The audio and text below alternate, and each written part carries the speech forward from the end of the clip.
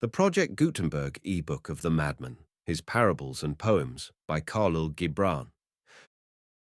The Madman, His Parables and Poems by Kahlil Gibran.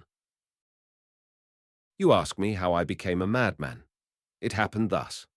One day, long before many gods were born, I woke from a deep sleep and found all my masks were stolen. The 7 masks I have fashioned and worn in 7 lives. I ran maskless through the crowded streets shouting, "Thieves! Thieves! The cursed thieves!"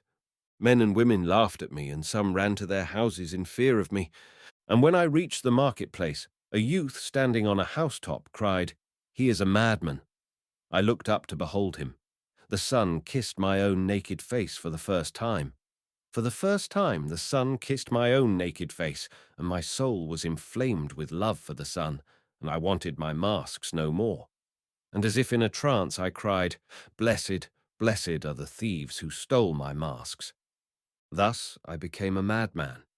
And I have found both freedom and safety in my madness, the freedom of loneliness and the safety from being understood, for those who understand us enslave something in us. But let me not be too proud of my safety. Even a thief in a jail is safe from another thief. God. In the ancient days, when the first quiver of speech came to my lips, I ascended the holy mountain and spoke unto God, saying, "Master, I am thy slave. Thy hidden will is my law, and I shall obey thee for evermore." But God made no answer, and like a mighty tempest passed away. And after 1,000 years I ascended the holy mountain, and again spoke unto God, saying, "Creator, I am thy creation. Out of clay hast thou fashioned me, and to thee I owe mine all." And God made no answer, but like 1,000 swift wings passed away. And after 1,000 years I climbed the holy mountain and spoke unto God again, saying, "Father, I am thy son.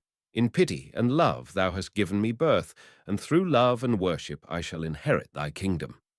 And God made no answer, and like the mist that veils the distant hills, he passed away. And after 1,000 years I climbed the sacred mountain and again spoke unto God, saying, "My God, my aim and my fulfillment, I am thy yesterday, and thou art my tomorrow. I am thy root in the earth, and thou art my flower in the sky, and together we grow before the face of the sun." Then God leaned over me, and in my ears whispered words of sweetness, and even as the sea that enfoldeth a brook that runneth down to her, he enfolded me. And when I descended to the valleys and the plains, God was there also. My friend,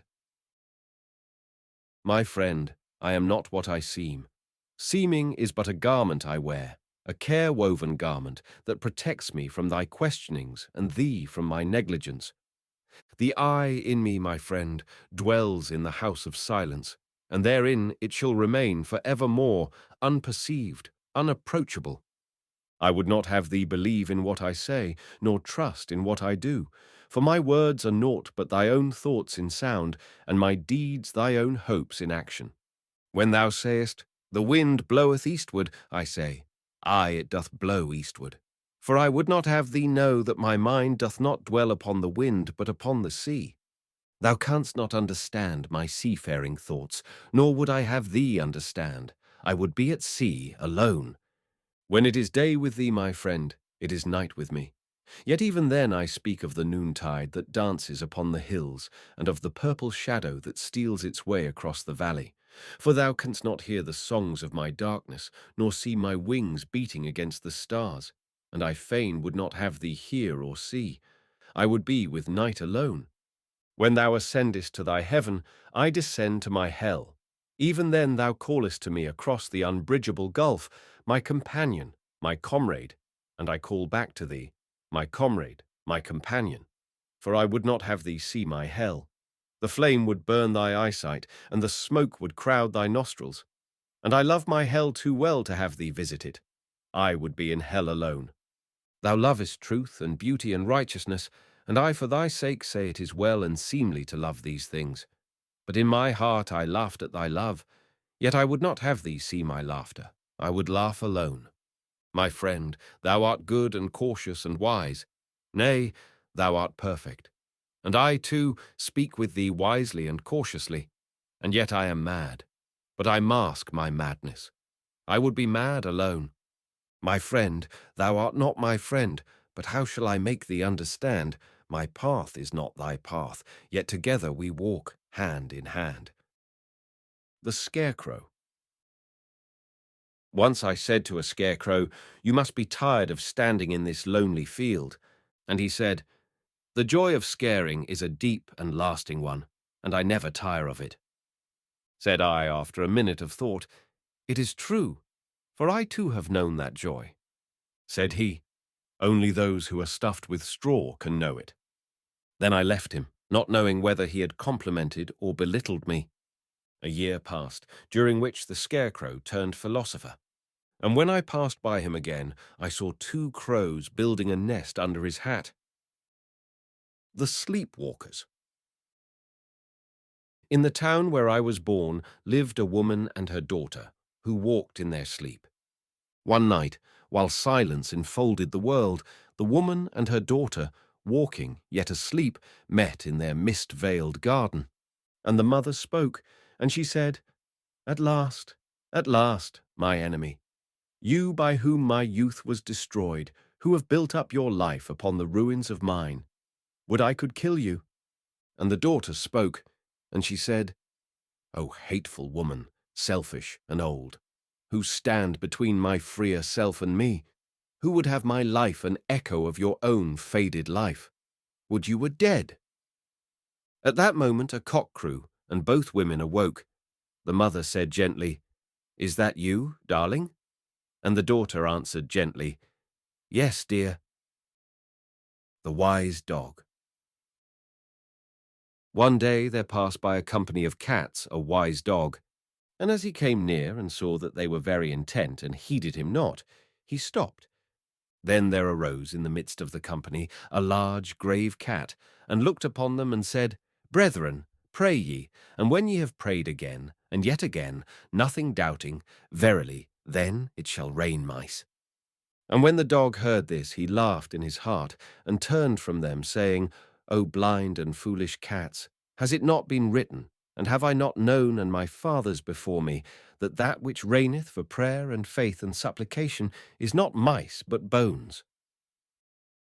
The Two Hermits. Upon a lonely mountain there lived two hermits who worshipped God and loved one another. Now these two hermits had one earthen bowl, and this was their only possession.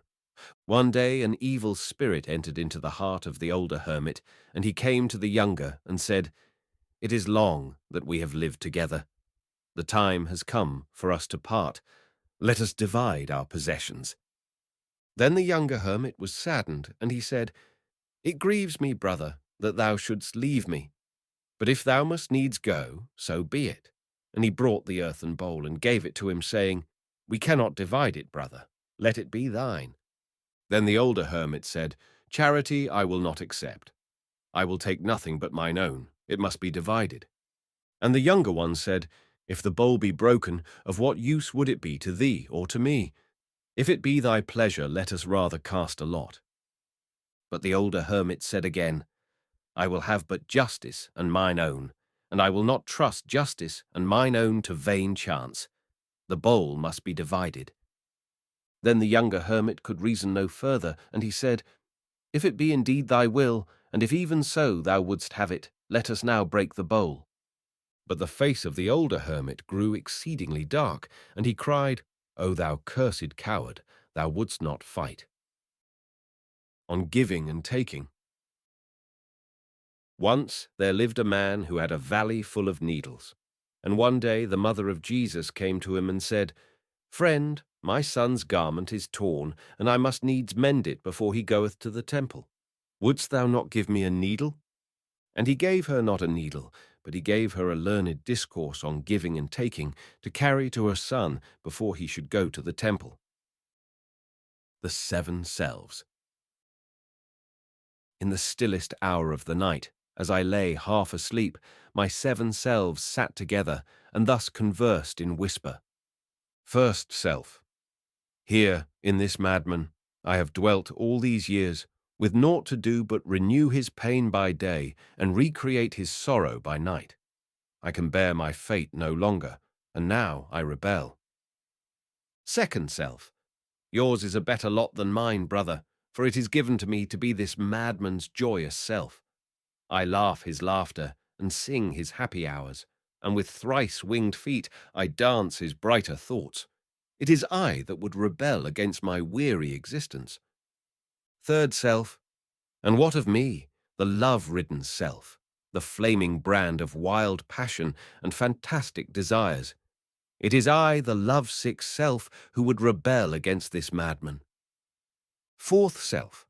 I, amongst you all, am the most miserable, for naught was given me but odious hatred and destructive loathing.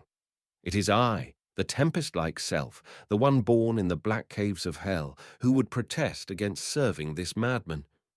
Fifth self. Nay, it is I, the thinking self, the fanciful self, the self of hunger and thirst, the one doomed to wander without rest in search of unknown things and things not yet created. It is I, not you, who would rebel. Sixth self. And I, the working self, the pitiful labourer, who, with patient hands and longing eyes, fashion the days into images and give the formless elements new and eternal forms. It is I, the solitary one, who would rebel against this restless madman. Seventh self. How strange that you all would rebel against this man, because each and every one of you has a preordained fate to fulfill. Ah, could I but be like one of you, a self with a determined lot. But I have none. I am the do-nothing self, the one who sits in the dumb, empty nowhere and nowhen, while you are busy recreating life. Is it you or I, neighbours, who should rebel? When the seventh self thus spake, the other six selves looked with pity upon him, but said nothing more. And as the night grew deeper, one after the other went to sleep enfolded with a new and happy submission. But the seventh self remained watching and gazing at nothingness, which is behind all things. War. One night a feast was held in the palace, and there came a man and prostrated himself before the prince, and all the feasters looked upon him, and they saw that one of his eyes was out, and that the empty socket bled. And the prince inquired of him, "What has befallen you?" And the man replied, "O prince, I am by profession a thief, and this night, because there was no moon, I went to rob the money-changer's shop, and as I climbed in through the window, I made a mistake, and entered the weaver's shop. And in the dark I ran into the weaver's loom, and my eye was plucked out. And now, O prince, I ask for justice upon the weaver." Then the prince sent for the weaver, and he came, and it was decreed that one of his eyes should be plucked out. "O prince," said the weaver, "the decree is just. It is right that one of my eyes be taken. And yet, alas, both are necessary to me, in order that I may see the two sides of the cloth that I weave. But I have a neighbour, a cobbler, who has also two eyes, and in his trade both eyes are not necessary." Then the prince sent for the cobbler, and he came, and they took out one of the cobbler's two eyes, and justice was satisfied. The fox. A fox looked at his shadow at sunrise and said, "I will have a camel for lunch today." And all morning he went about looking for camels, but at noon he saw his shadow again, and he said, "A mouse will do." The wise king. Once there ruled in the distant city of Wirani a king who was both mighty and wise, and he was feared for his might and loved for his wisdom.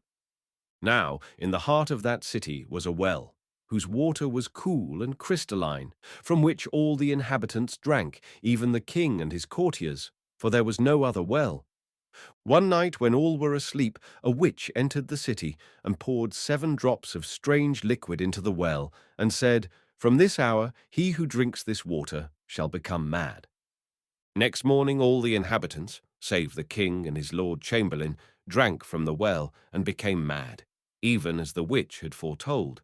And during that day the people in the narrow streets and in the marketplaces did naught but whisper to one another, "The king is mad." Our king and his lord chamberlain have lost their reason. Surely we cannot be ruled by a mad king. We must dethrone him."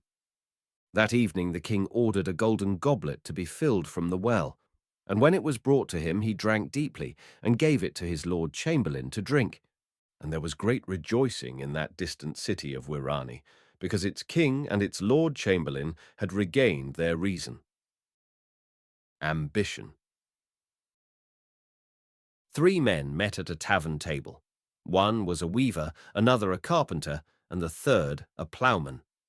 Said the weaver, "I sold a fine linen shroud today for 2 pieces of gold. Let us have all the wine we want." "And I," said the carpenter, "I sold my best coffin. We will have a great roast with the wine." "I only dug a grave," said the ploughman, "but my patron paid me double. Let us have honey cakes too." And all that evening the tavern was busy, for they called often for wine and meat and cakes, and they were merry. And the host rubbed his hands and smiled at his wife, for his guests were spending freely. When they left, the moon was high, and they walked along the road singing and shouting together. The host and his wife stood in the tavern door and looked after them. "Ah," said the wife, "these gentlemen, so free-handed and so gay. If only they could bring us such luck every day, then our son need not be a tavern keeper and work so hard. We could educate him, and he could become a priest." The new pleasure. Last night I invented a new pleasure, and as I was giving it the first trial, an angel and a devil came rushing toward my house. They met at my door and fought with each other over my newly created pleasure, the one crying, "It is a sin," the other, "It is a virtue." The other language. 3 days after I was born, as I lay in my silken cradle, gazing with astonished dismay on the new world round about me, my mother spoke to the wet nurse, saying, "How does my child?" And the wet nurse answered, "He does well, madame. I have fed him 3 times, and never before have I seen a babe so young, yet so gay." And I was indignant, and I cried, "It is not true, mother, for my bed is hard, and the milk I have sucked is bitter to my mouth, and the odor of the breast is foul in my nostrils, and I am most miserable." But my mother did not understand, nor did the nurse, for the language I spoke was that of the world from which I came. And on the 21st day of my life, as I was being christened, the priest said to my mother, "You should indeed be happy, madame, that your son was born a Christian." And I was surprised, and I said to the priest, "Then your mother in heaven should be unhappy, for you were not born a Christian."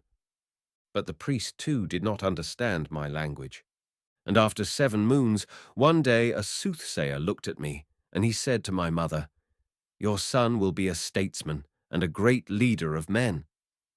But I cried out, "That is a false prophet, for I shall be a musician, and naught but a musician shall I be." But even at that age my language was not understood, and great was my astonishment. And after 33 years, during which my mother, and the nurse, and the priest have all died, the shadow of God be upon their spirits, the soothsayer still lives. And yesterday I met him near the gates of the temple, and while we were talking together, he said, "I have always known you would become a great musician. Even in your infancy, I prophesied and foretold your future." And I believed him, for now I too have forgotten the language of that other world. The pomegranate. Once when I was living in the heart of a pomegranate, I heard a seed saying, "Someday I shall become a tree, and the wind will sing in my branches, and the sun will dance on my leaves, and I shall be strong and beautiful through all the seasons." Then another seed spoke and said, "When I was as young as you, I too held such views. But now that I can weigh and measure things, I see that my hopes were vain." And a third seed spoke also, "I see in us nothing that promises so great a future." And a fourth said, "But what a mockery our life would be without a greater future." Said a fifth, "Why dispute what we shall be when we know not even what we are?" But a sixth replied, "Whatever we are, that we shall continue to be." And a seventh said, I have such a clear idea how everything will be, but I cannot put it into words." Then an eighth spoke, and a ninth, and a tenth, and then many, until all were speaking, and I could distinguish nothing for the many voices. And so I moved that very day into the heart of a quince, where the seeds are few and almost silent. The two cages. In my father's garden there are two cages. In one is a lion, which my father's slaves brought from the desert of Nineveh. In the other is a songless sparrow. Every day at dawn the sparrow calls to the lion, "Good morrow to thee, brother prisoner." The three ants. 3 ants met on the nose of a man who was asleep in the sun, and after they had saluted one another, each according to the custom of his tribe, they stood there conversing. The first ant said, "These hills and plains are the most barren I have known. I have searched all day for a grain of some sort, and there is none to be found." Said the second ant, "I too have found nothing, though I have visited every nook and glade. This is, I believe, what my people call the soft, moving land, where nothing grows." Then the third ant raised his head and said, "My friends, we are standing now on the nose of the supreme ant, the mighty and infinite ant, whose body is so great that we cannot see it, whose shadow is so vast that we cannot trace it, whose voice is so loud that we cannot hear it, and he is omnipresent." When the third ant spoke thus, the other ants looked at each other and laughed. At that moment the man moved, and in his sleep raised his hand and scratched his nose, and the 3 ants were crushed. The grave digger. Once, as I was burying one of my dead selves, the grave digger came by and said to me, "Of all those who come here to bury, you alone I like." Said I, "You please me exceedingly, but why do you like me?" "Because," said he, "they come weeping and go weeping. You only come laughing and go laughing." On the steps of the temple. Yestereve, on the marble steps of the temple, I saw a woman sitting between 2 men. One side of her face was pale, the other was blushing. The blessed city. In my youth I was told that in a certain city everyone lived according to the Scriptures, and I said, "I will seek that city and the blessedness thereof." And it was far, and I made great provision for my journey, and after 40 days I beheld the city, and on the 41st day I entered into it.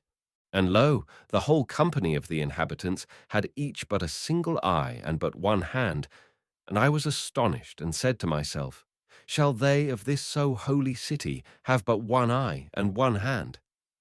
Then I saw that they too were astonished, for they were marveling greatly at my 2 hands and my 2 eyes.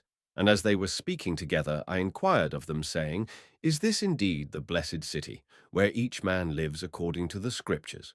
And they said, "Yes, this is that city." "And what," said I, "hath befallen you, and where are your right eyes and your right hands?" And all the people were moved, and they said, "Come thou and see." And they took me to the temple in the midst of the city.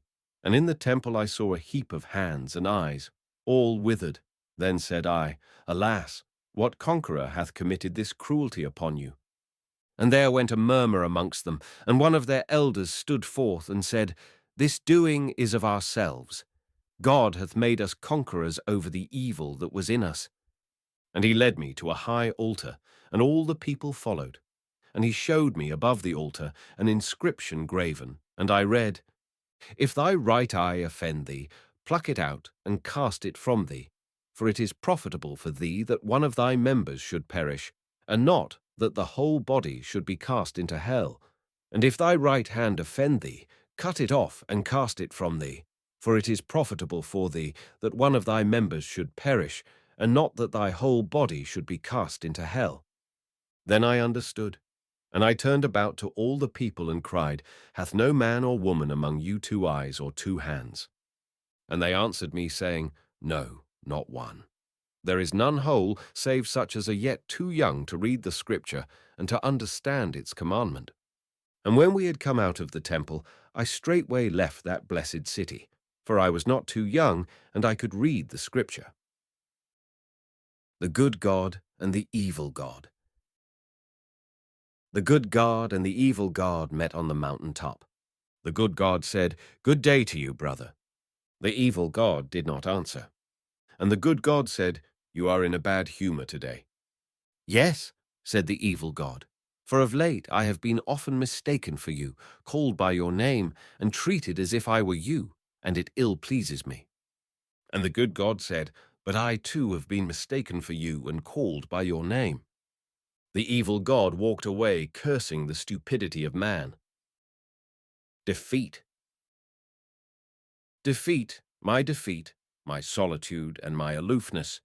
You are dearer to me than 1,000 triumphs, and sweeter to my heart than all world glory. Defeat, my self-knowledge and my defiance. Through you I know that I am yet young and swift of foot, and not to be trapped by withering laurels. And in you I have found aloneness, and the joy of being shunned and scorned. Defeat, my shining sword and shield. In your eyes I have read that to be enthroned is to be enslaved, and to be understood is to be leveled down, and to be grasped is but to reach one's fullness, and like a ripe fruit to fall and be consumed. Defeat, my bold companion. You shall hear my songs and my cries and my silences, and none but you shall speak to me of the beating of wings and urging of seas, and of mountains that burn in the night, and you alone shall climb my steep and rocky soul. Defeat, my deathless courage. You and I shall laugh together with the storm, and together we shall dig graves for all that die in us, and we shall stand in the sun with a will, and we shall be dangerous.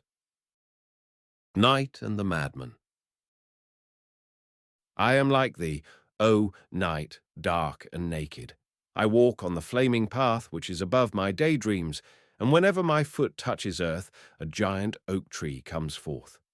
Nay, thou art not like me, O madman, for thou still lookest backward to see how large a footprint thou leavest on the sand. I am like thee, O night, silent and deep, and in the heart of my loneliness lies a goddess in childbed, and in him who is being born heaven touches hell. Nay, thou art not like me, O madman, for thou shudderest yet before pain, and the song of the abyss terrifies thee. I am like thee, O night, wild and terrible, for my ears are crowded with cries of conquered nations and sighs for forgotten lands. Nay, thou art not like me, O madman, for thou still takest thy little self for a comrade, and with thy monster self thou canst not be friend. I am like thee, O night, cruel and awful, for my bosom is lit by burning ships at sea, and my lips are wet with blood of slain warriors. Nay, thou art not like me, O madman, for the desire for a sister spirit is yet upon thee, and thou hast not become alone unto thyself. I am like thee, O night, joyous and glad, for he who dwells in my shadow is now drunk with virgin wine, and she who follows me is sinning mirthfully. Nay, thou art not like me, O madman, for thy soul is wrapped in the veil of 7 folds, and thou holdest not thy heart in thine hand. I am like thee, O night, patient and passionate, for in my breast 1,000 dead lovers are buried in shrouds of withered kisses. Yea, madman, art thou like me? Art thou like me? And canst thou ride the tempest as a steed, and grasp the lightning as a sword? Like thee, O night, like thee, mighty and high, and my throne is built upon heaps of fallen gods, and before me 2 pass the days to kiss the hem of my garment, but never to gaze at my face. Art thou like me, child of my darkest heart, and dost thou think my untamed thoughts and speak my vast language? Yea, we are twin brothers, O night, for thou revealest space, and I reveal my soul. Faces. I have seen a face with 1,000 countenances, and a face that was but a single countenance as if held in a mould. I have seen a face whose sheen I could look through to the ugliness beneath, and a face whose sheen I had to lift to see how beautiful it was. I have seen an old face much lined with nothing, and a smooth face in which all things were graven. I know faces, because I look through the fabric my own eye weaves, and behold the reality beneath. The greater sea. My soul and I went to the great sea to bathe, and when we reached the shore, we went about looking for a hidden and lonely place. But as we walked, we saw a man sitting on a grey rock taking pinches of salt from a bag and throwing them into the sea. "This is the pessimist," said my soul. "Let us leave this place. We cannot bathe here." We walked on until we reached an inlet. There we saw, standing on a white rock, a man holding a bejewelled box, from which he took sugar and threw it into the sea. "And this is the optimist," said my soul, "and he too must not see our naked bodies." Further on we walked, and on a beach we saw a man picking up dead fish and tenderly putting them back into the water. "And we cannot bathe before him," said my soul. "He is the humane philanthropist." And we passed on. Then we came where we saw a man tracing his shadow on the sand. Great waves came and erased it, but he went on tracing it again and again. "He is the mystic," said my soul. "Let us leave him." And we walked on, till in a quiet cover we saw a man scooping up the foam and putting it into an alabaster bowl. "He is the idealist," said my soul. "Surely he must not see our nudity." And on we walked. Suddenly we heard a voice crying, "This is the sea. This is the deep sea. This is the vast and mighty sea." And when we reached the voice, it was a man whose back was turned to the sea, and at his ear he held a shell, listening to its murmur. And my soul said, "Let us pass on." He is the realist, who turns his back on the whole he cannot grasp, and busies himself with a fragment. So we passed on. And in a weedy place among the rocks was a man with his head buried in the sand. And I said to my soul, "We can bath here, for he cannot see us." "Nay," said my soul, "for he is the most deadly of them all. He is the Puritan." Then a great sadness came over the face of my soul, and into her voice. "Let us go hence," she said, "for there is no lonely, hidden place where we can bathe. I would not have this wind lift my golden hair, or bare my white bosom in this air, or let the light disclose my sacred nakedness." Then we left that sea to seek the greater sea. Crucified. I cried to men, I would be crucified. And they said, "Why should your blood be upon our heads?" And I answered, "How else shall you be exalted except by crucifying madmen?" And they heeded, and I was crucified. And the crucifixion appeased me. And when I was hanged between earth and heaven, they lifted up their heads to see me. And they were exalted, for their heads had never before been lifted. But as they stood looking up at me, one called out, "For what art thou seeking to atone?" And another cried, "In what cause dost thou sacrifice thyself?" And a third said, "Thinkest thou with this price to buy world glory?" Then said a fourth, "Behold how he smiles. Can such pain be forgiven?" And I answered them all and said, "Remember only that I smiled. I do not atone, nor sacrifice, nor wish for glory, and I have nothing to forgive. I thirsted, and I besought you to give me my blood to drink. For what is there can quench a madman's thirst but his own blood? I was dumb, and I asked wounds of you for mouths. I was imprisoned in your days and nights, and I sought a door into larger days and nights. And now I go, as others already crucified have gone, and think not we are weary of crucifixion, for we must be crucified by larger and yet larger men between greater earths and greater heavens. The astronomer. In the shadow of the temple, my friend and I saw a blind man sitting alone, and my friend said, "Behold the wisest man of our land." Then I left my friend and approached the blind man and greeted him, and we conversed. After a while I said, "Forgive my question, but since when hast thou been blind?" "From my birth," he answered. Said I, "And what path of wisdom followest thou?" Said he, "I am an astronomer." Then he placed his hand upon his breast, saying, I watch all these suns and moons and stars. The great longing. Here I sit between my brother the mountain and my sister the sea. We three are one in loneliness, and the love that binds us together is deep and strong and strange. Nay, it is deeper than my sister's depth, and stronger than my brother's strength, and stranger than the strangeness of my madness. Aeons upon aeons have passed since the first grey dawn made us visible to one another, and though we have seen the birth and the fullness and the death of many worlds, we are still eager and young. We are young and eager, and yet we are mateless and unvisited. And though we lie in unbroken half-embrace, we are uncomforted. And what comfort is there for controlled desire and unspent passion? Whence shall come the flaming god to warm my sister's bed?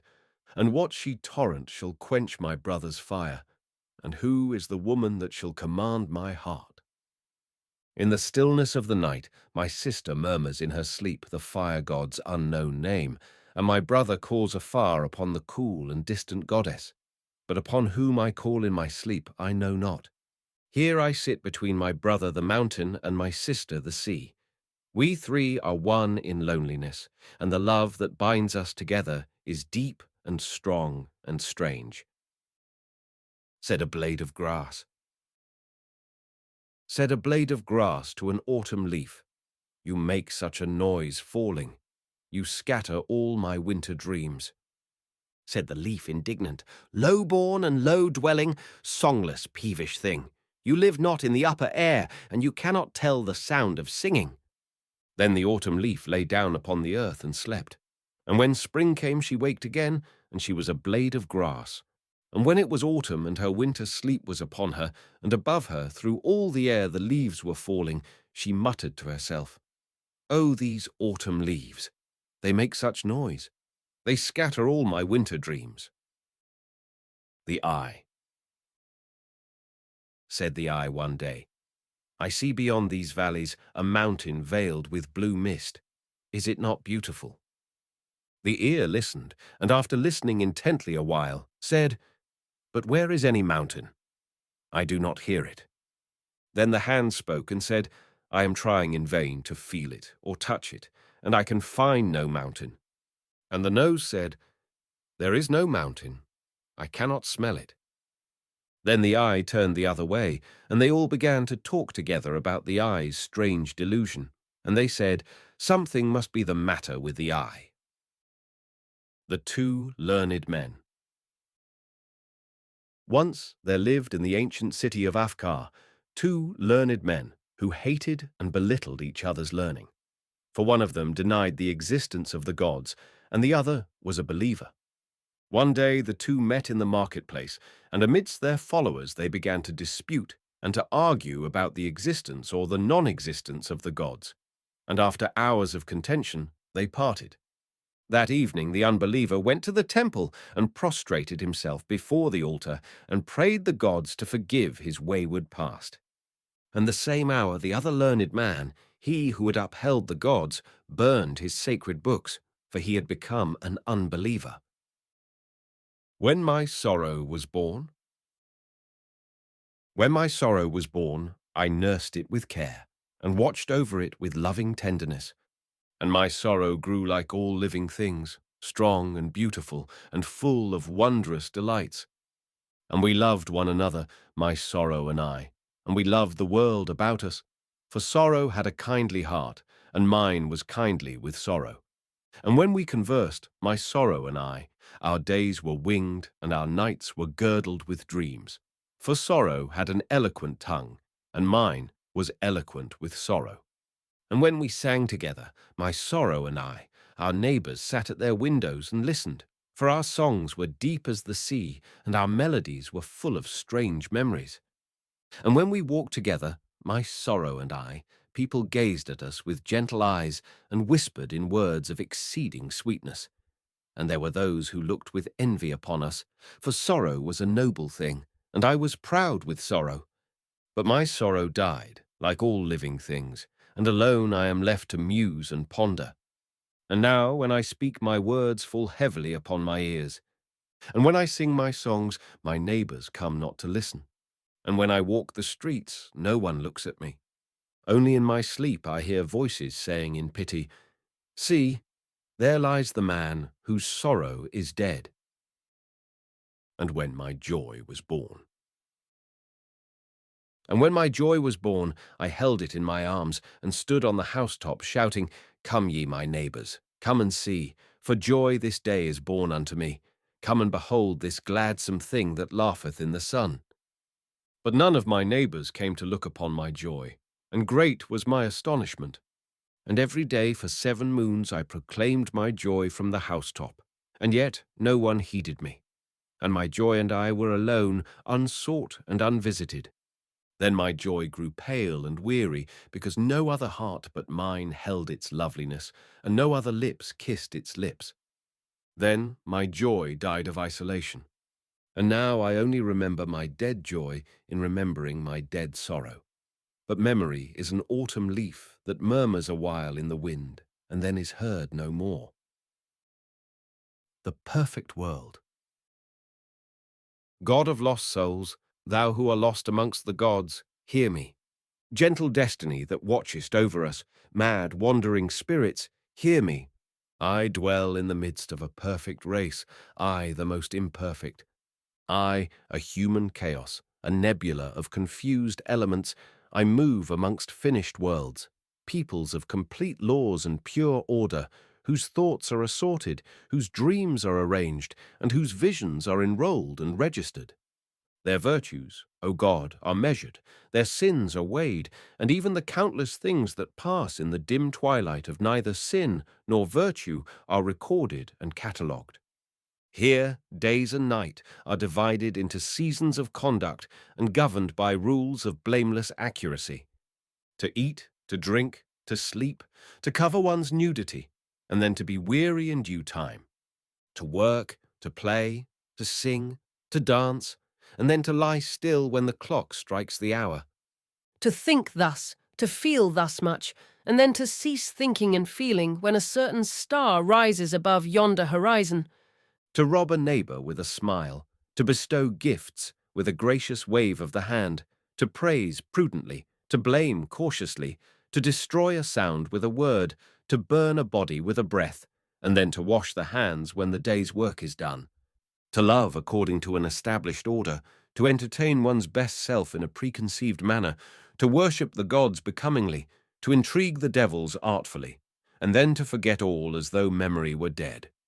To fancy with a motive, to contemplate with consideration, to be happy sweetly, to suffer nobly, and then to empty the cup so that tomorrow may fill it again. All these things, O God, are conceived with forethought, born with determination, nursed with exactness, governed by rules, directed by reason, and then slain and buried after a prescribed method. And even their silent graves that lie within the human soul are marked and numbered. It is a perfect world, a world of consummate excellence, a world of supreme wonders, the ripest fruit in God's garden, the master thought of the universe. But why should I be here, O God, I a green seed of unfulfilled passion, a mad tempest that seeketh neither east nor west, a bewildered fragment from a burnt planet? Why am I here, O God of lost souls, thou who art lost amongst the gods?